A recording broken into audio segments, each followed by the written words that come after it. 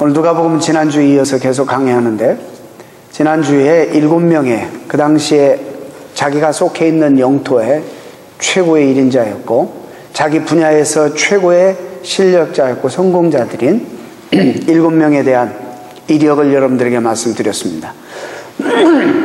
그들은 자기들의 것들을 지키기 위해서 모든 에너지와 모든 가지고 있는 시간들을 거기에 다 투자함으로 정말 천지가 개벽하고 이 우주가 깜짝 놀랄 만한 모세의 율법과 선제를 통해서 수천 년 동안 그렇게도 말씀을 내신 하나님이 그 말씀 약속의 중심인 예수 그리스도 메시아가 이 땅에 오시는데도 불구하고 자기 것들을 지키는 이 사람들은 자기 자리나 지위나 자기 가진 것들을 지키기 위해서 그런 일이 역사 가운데 일어났는데 불구하고 전혀 관심이 없었다는 사실입니다. 그러나 오히려 그래서 그들이 가진 것이 그들에게 올무가 되어서 그들이 누리고 이룬 것들이 올무가 되어서 평생 비참한 생애를 맞이하게 되었다라는 말씀을 드린 바 있습니다. 그러나 가진 것이 없었던 이 세례요한은 하나님 앞에 정말 늘 마음이 열려 있었고 자기가 부족함을 늘 느끼고 백성들이 영적으로 타락하고 하나님 원치 않는 그런 방향으로 이 세상이 흘러가고 있다는 사실을 실감하고 하나님 예수 그리스도에 먼저 그 길을 평탄케 하고 예비하기 위해서 이 땅에 보냄을 받은 자기 사명을 너무나 잘 깨달은 세례요한은 빈들에 나아가 백성들에게 회개의 메시지를 외쳤습니다. 회개하라, 천국이 가까웠느니라. 우리가 오늘날 2000년이 되었는데도 주님을 외면하고 자기 것들을 지키기 위해서 자기의 모든 시간과 에너지를 쏟는 이런 사람들로 인해서, 이런 크리스찬들로 인해서 메시아이신 예수 그리스도는 오늘까지 우리에게 외면당하고 있다는 사실 말씀을 드렸습니다.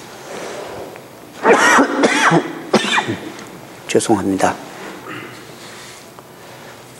그래서 오늘 이 뒷부분에 세례요한이 이사야 말씀을 따와서 전하는 이 메시지, 그가 전한 메시지의 중심이 도대체 뭐냐? 산마다 깎이어지고 골짜기는 도두어지고 주의 첩경을 예비하라, 평탄케 하라. 왕 되신 예수 그리스도께서 정말 각인의 죄인들의 심령 속에 이 세상에 나가실 수 있도록 그 길을 닦아라, 길을 예비하라.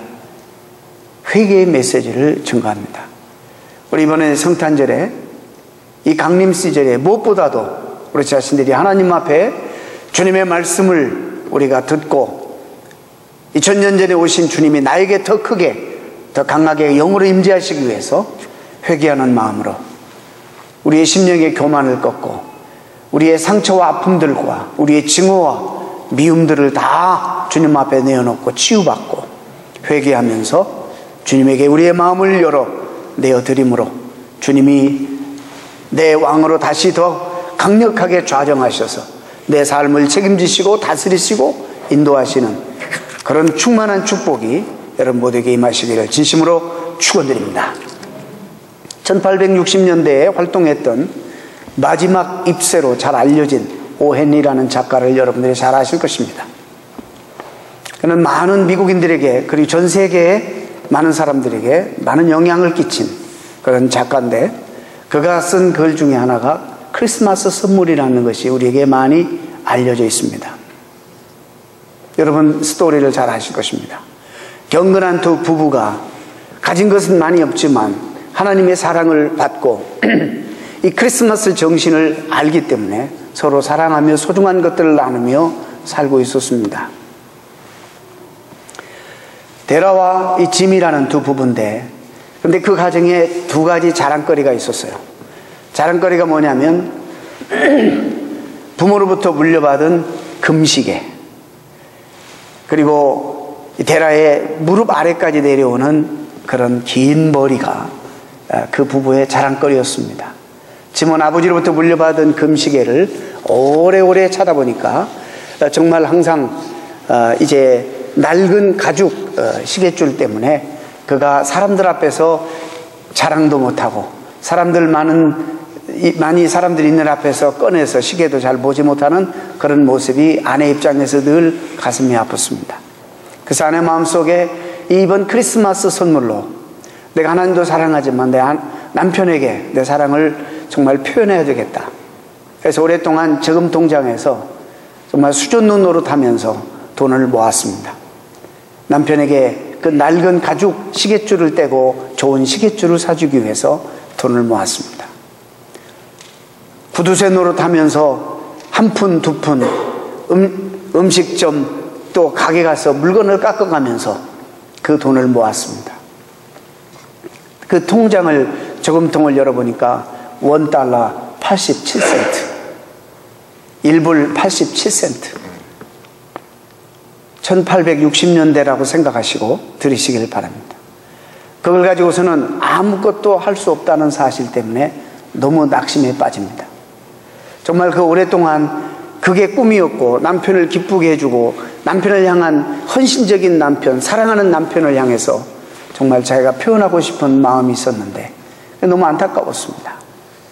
그래서 1불 87전을 들고 길거리로 나갔는데 이걸 가지고 할 수 있는 것이 아무것도 없었습니다. 그런데 어느 가게 앞에 마침 지나는데 가발 가게 앞에 머리를 삽니다 라는 사인을 보게 됩니다.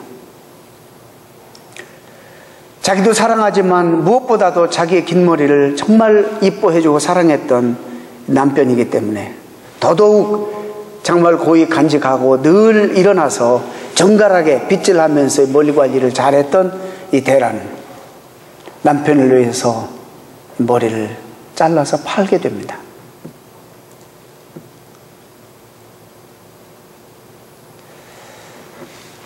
자기에게 있어서 가장 큰 영광이고 자랑이었던 이 머리를 팝니다. 20불을 받고 팔고 또 자기가 그렇게 봐두었던 좋아했던 백금 시계줄을 정말 딱 20불 주고 삽니다. 자기 머리를 팔아서 남편 시계줄을 그 동일한 가격에 삽니다.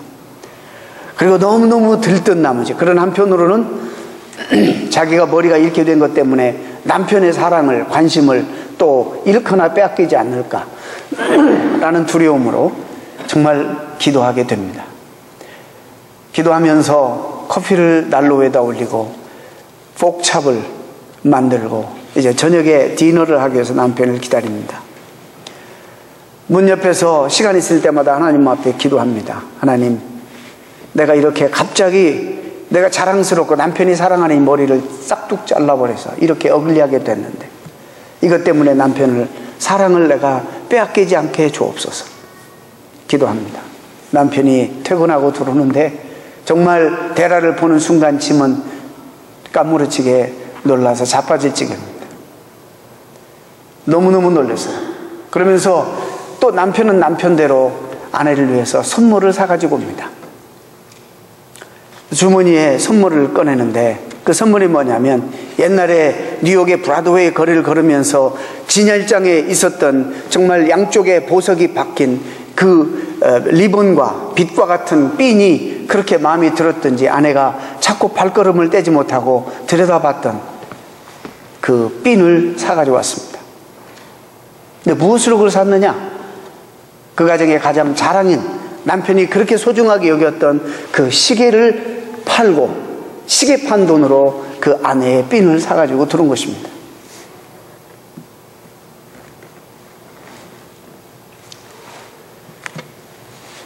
너무나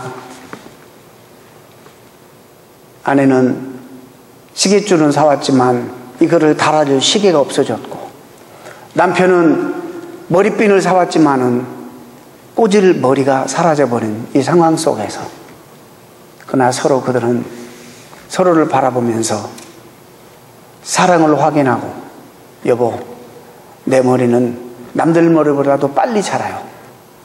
빨리 자라면 그때 이것을 꽂을게요. 그래서 어떤 사람은 정말 이 선물이야말로 The Gift of Messiah, 동방박사가 예수님 앞에 드렸던 선물과 같은 너무나도 소중한 크리스마스 선물이었다. 마치 예수님께 최고의 선물을 드린 것처럼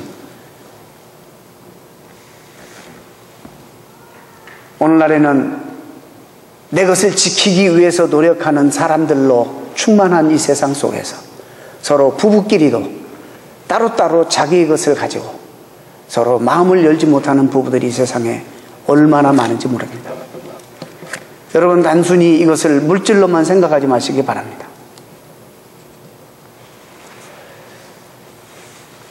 하나님 앞에서 우리가 언제 제일 아름다워지는지 여러분 아십니까? 하나님 앞에서 가장 우리가 아름다워지는 비결은 하나님, 나는 죄인입니다. 하나님, 나는 죄인입니다.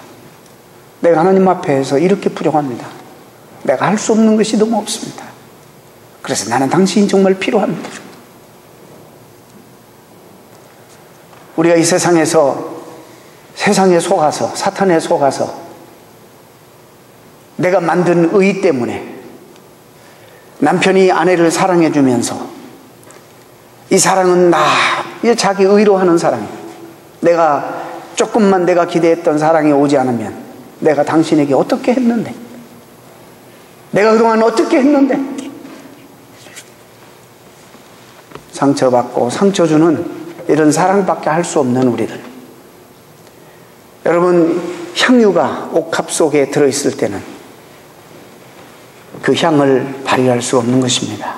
비로소 옥합이 깨어질 때 그 향이 온 방에 가득 찬 것처럼 우리의 심령이 단단히 굳어졌을 때, 우리의 심령이 껍질로 이 세상의 것들로 우리 자신들을 가릴 때, 그래서 남들에게 보이지 아니하고 나도 어떤 때는 내가 누군지를 모르는 이런 단단한 껍질들로 우리들이 쌓여 있을 때, 그래서 하나님 앞에 진지하게 내가 언제 한 번 엎드려서 내가 심각한 죄인이라고 고백해 본 적도 기억도 나지 않는 그런 신앙생활하는 성도들로 충만하고 가득한 이 시대, 하나님이 우리를 보실 때 과연 어떠실까?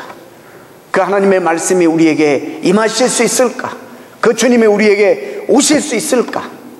우리는 그분을 위해서 우리의 교만을 꺾고 우리의 심령에 타락하고 더러운 것들을 다 꺾어서 하나님 앞에 내어드리고 내가 깨어질 때 주님의 내 심령 속에 말씀으로 임하고 찾아오시는데, 아직도 깨어지지 못하는 우리의 부드럽지 못한 심령들, 이번 기회를 통해서 다시 한번 우리 자신들을 돌아보고 주님 앞에 우리가 얼마나 그분이 왜 이 땅에 오실 수밖에 없었는지, 우리가 얼마나 그분 앞에 심각한 죄인들인지, 이것들을 다시 한번 재인식하고 깨닫는 축복의 기회가 되기를 바랍니다. 오늘 본문은 사실상 세례 요한이 이사야의 말씀을 인용한 것입니다. 먼저 이 말씀의 배경을 우리가 보게 되면 기원전 587년, 86년에 그렇게도 하나님께서 이스라엘 백성들을 경고하고 회개하고 돌이키라고 경고를 했지만은 하나님 말씀을 외면하고 끝까지 우상을 숭배하고 성전 제사는 있었지만, 나와서 하나님 앞에 의식 속에는 있었지만 마음은 하나님에게서 멀어진 이런 백성들, 아무리 돌이키려고 선지자를 보내고 아무리 말씀을 내었어도 굳어진 마음들 속에 말씀이 박히지 아니하고 들어갈 수가 없어서 하나님은 부득이하게 그들을 심판하실 수밖에 없었습니다. 그들도 우리처럼 이런 성전 제사가 있었습니다. 우리처럼 신앙적인 고백들도 했습니다. 우리처럼 하나님이 메시아를 보내실 것이라는 것을 고백하고 형식적으로 믿었습니다. 그런데 그들의 삶은 자기 자신들도 모른 채 이 세상 것들로, 단단한 이 세상 것들로 가려져서 굳어져 있었습니다. 하나님은 그들을 심판하셔서 바벨론 포로 생활로 그들을 내모십니다. 기록에 의하면 15,000명 정도가 포로로 끌려갔다고 합니다. 하나님 말씀을 듣지 않았던 백성들은 후회한들 무슨 소용이 있겠습니까? 가족이 함께 살 수 없었습니다. 부부가 떨어져 살 수밖에 없었고 온 가족이 뿔뿔이 포로로 끌려가고 함께 살 수 없는 비참한 지경에 이르게 되었습니다. 그들은 70년 동안 바벨론에서 하나님 앞에 회개합니다. 여러분, 이 회개와 하나님의 임재와는 너무너무 깊은 연관이 있습니다. 그들이 자기 것들을 가지고 누리는 순간에는 하나님을 필요치 않았습니다. 그 속에 있었지만 하나님을 못 만났습니다. 하나님의 영광에서 멀어졌습니다. 그러나 그들이 국토를 빼앗기고 그들의 성읍이 불타고 성전이, 신성시 여겼던 성전이 무너지고 그들이 가지고 있었던 모든 것들을 다 빼앗겼을 때 비로소 그들은 하나님 앞에 엎드리기 시작합니다. 우리가 그러지 말아야 될 것을 경고하는 말씀입니다. 그때서 하나님 앞에 회개하고 돌이킵니다. 70년간 하나님 앞에 잘못 살아온 것들을 회개하고 돌이킬 때 하나님의 말씀이 이사야 선지자를 통해서 그들에게 임합니다. 이제 복역의 때가 끝났다. 이사야 일어서라, 외쳐라, 나를 대신해서 내 백성을 위로하라. 하나님은 우리를 치셔도 아주 치시는 분이 아니십니다. 하나님은 우리를 치셔도 사랑하셔서 치시는 분이십니다. 우리를 돌이키시기 위해서, 하나님의 그 품으로 우리를 끌으시기 위해서 하나님께서는 그런 사랑의 재책을 대셨습니다. 불쌍히 여기시고 사랑하셔서 페르시아를 도구로 삼아서 바벨론을 치게 하시고 결국 그 백성들을 바벨론으로부터, 그 속박으로부터 해방시켜 주십니다. 이제 해방된 그들이 또 하나님의 위로를 경험하기 위해서 꿈에도 그리는 고향으로 되돌아옵니다. 하나님의 위로를 경험하기 위해서 귀한 길에 그들이 준비해야 될 일을 말씀하시는 거예요.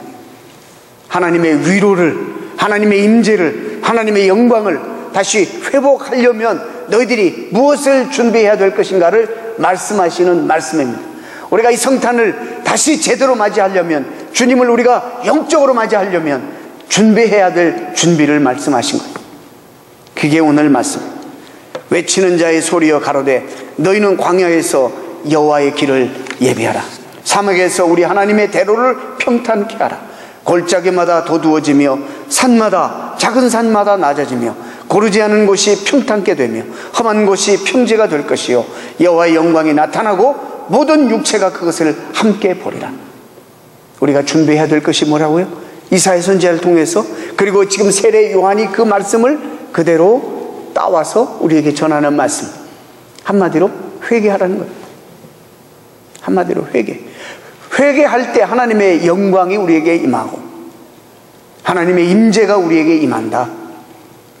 우리가 계속 하나님 위해서는 전혀 룸이 없고 하나님 위해서는 바늘 구멍 하나 들어갈 만한 그런 틈도 내주지 않으면서 내 것을 지키기 위해서, 세상 것들을 지키기 위해서만이 우리들이 모든 에너지와 시간을 투자하고 사는 한 하나님이 우리에게 어떻게 두르시며 그 영광이 우리에게 어떻게 임할 수 있겠느냐, 이 말입니다.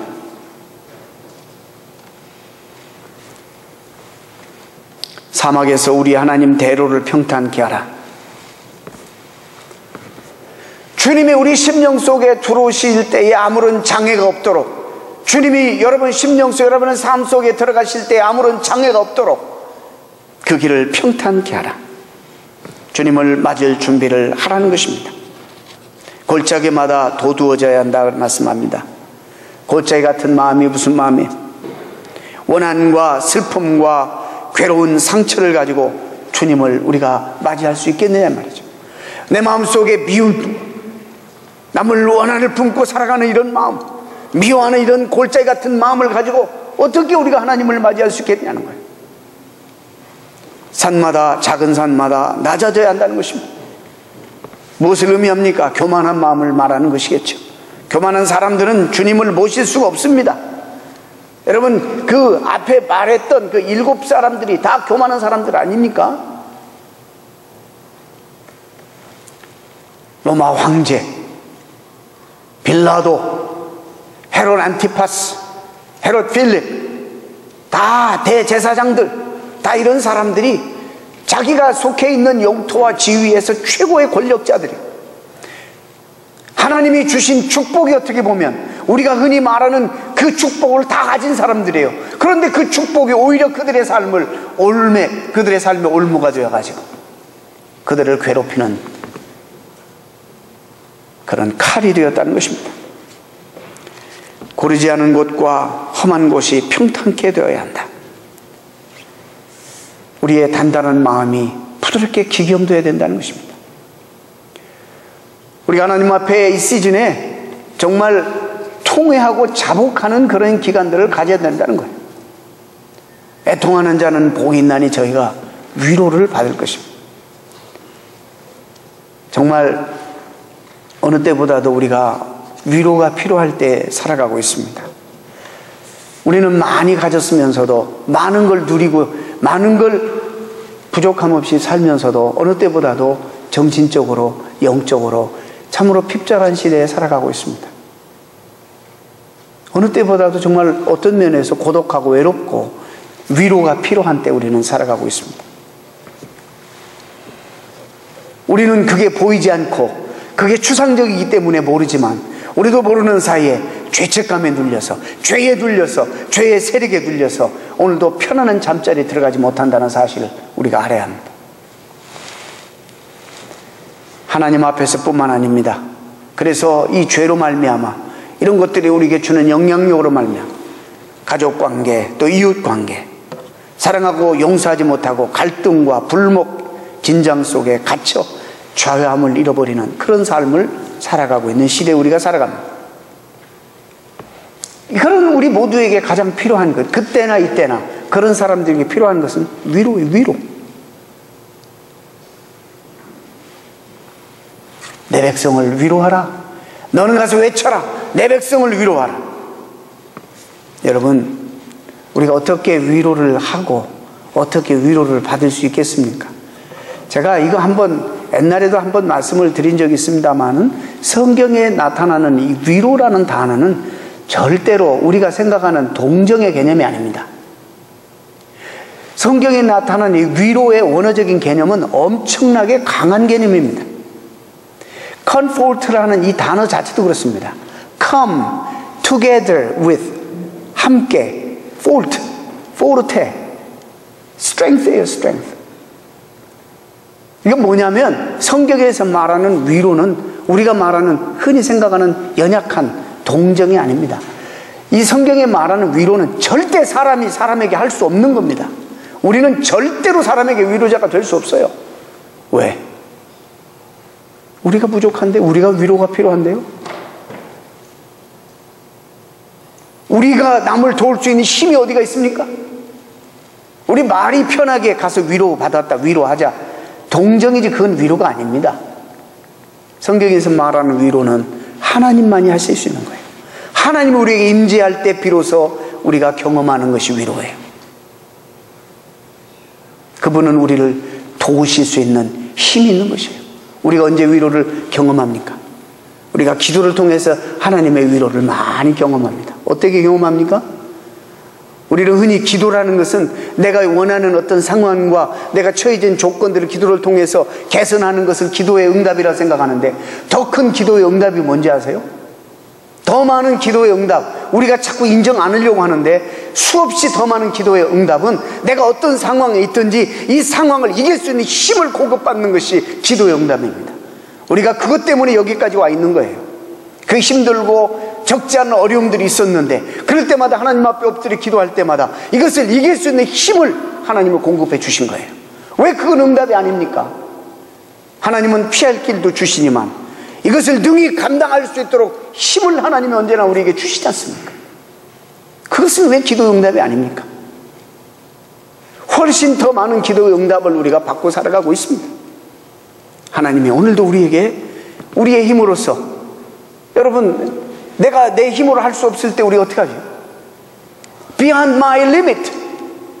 이건 내가 내 힘으로 도저히 감당할 수 없다고 말합니다. 우리 그렇게 많이 말하잖아요. 내 힘으로는 도저히 안 됩니다. 도저히 안 돼. 압니다. 다 인정합니다. 그러나 내 힘으로 안 되는 것들이 수없이 많은데 하나님이 나와 함께 하시면 하나님의 영이 나에게 임하면 하나님이 나와 동행하시면 그분이 힘이 있으시고 그분이 전능하시기에 안 될 일이 어디가 있냐 말이죠.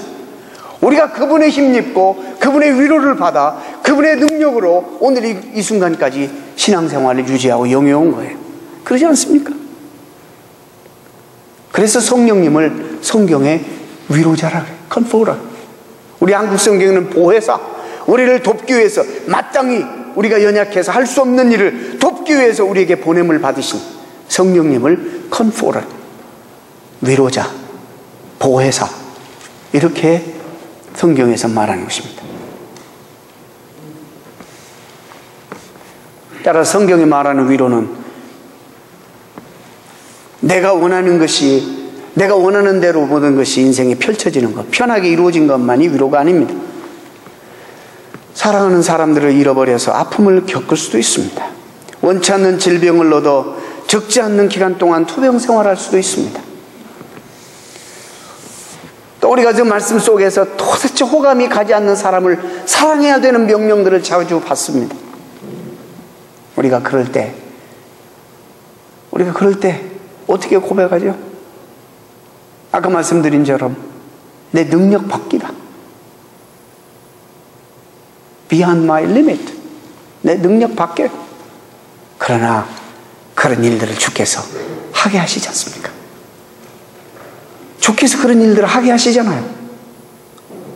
그래서 사랑하게 되고, 도저히 나로서는 할 수 없었던 일들인데 하나님이 오늘까지 인도에 오셨다는 사실을, 도저히 불가능하다 할 때 내 능력의 한계를 뛰어넘어 하나님의 도우시는 특별한 은혜와 능력이 나에게 임했잖아요. 여러분들에게 임했잖아요. 이것이 하나님의 위로입니다. 우리가 이번 기간 동안에 바로 그 이사야 선지자를 통해서 위로하라, 내 백성을 위로하라, 너희 이제 복역의 때가 끝났다, 죄가 더 이상 너희들을 다스리지 못하게 할 것이다, 내가 위로자가 되어서 너희들 가운데 삶 속에 뛰어들어가서 너희와 함께 동행하면서 영광을 비치고 능력으로 너희와 함께 동행하면서 할 수 없는 일들을 하게 해주겠다. 이것이 하나님의 메시지. 우리가 죄의 문제를 해결할 수 없었어요. 우리가 어떻게 죄의 문제를 해결해요? 인류의 모든 가장 큰 문제, 죄의 문제, 죽음의 문제, 해결할 수 없는 걸 해결해 주시기 위해서 진정한 위로자, 컴포터가 이 세상에 2000년 전에 오셨어요.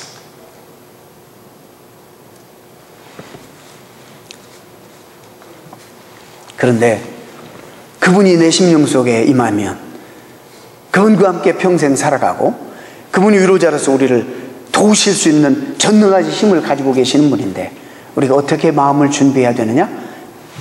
오늘 말씀하신 한마디로 회개하는 심령, 내가 부족하다는 인정하는 심령, 나는 아무것도 스스로 할 수 없다라고 인정하는 심령, 깨어진 broken heart, 깨어진 심령들 속에 주님이 말씀으로 임하시고 영으로 임하시고,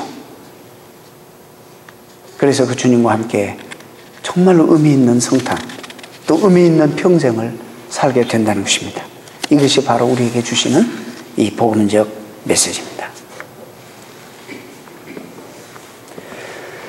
우리가 얼마나 깨어지지 않고 세상 요구를 따라 의를 이루어 보려고 애쓰고 살아가고 있는지 모릅니다. 여러분, 아까 말씀드렸죠? 우리가 피차간에 언제 우리가 아름다워지는지 아세요? 내가 깨어질 때, 서로 겸손히 내 자신을 낮추고 깨어질 때 나에게서 아름다움이 나타나는 겁니다. 내가 이 세상에 어떤 것들로 나를 가로막고 자꾸 계급으로 아니면 껍질로 뒤집어 쓰고 나를 가리는 그 순간에, 나는 이 세상에서 도덕적인 의의를 이룰지 몰라도 내 속에서 절대 아름다움은 나타날 수 없습니다. 우리가 이 세상에서 의의를 이루면서 하는 일은 결국에 상처로 남고 상처를 주는 일로 매듭짓고 만다는 사실입니다. 논리적으로 냉철할 수 있습니다. 언제나 옳은 말을 할 수 있습니다. 멋지게 보입니다. 그러나 그 속에는 독과 칼이 있다는 사실을 명심하시길 바랍니다. 그 곁에 가는 사람마다 상처를 냅니다. 교회든지 세상이든지 지나치게 옳고 그름을 따지지 말아야 합니다. 의를 주장하는 사람들은 정말 우리가 경계해야 됩니다.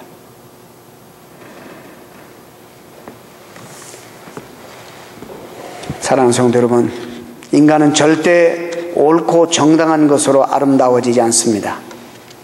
절대로 의로 아름다워지지도 않습니다. 언제 아름다워집니까?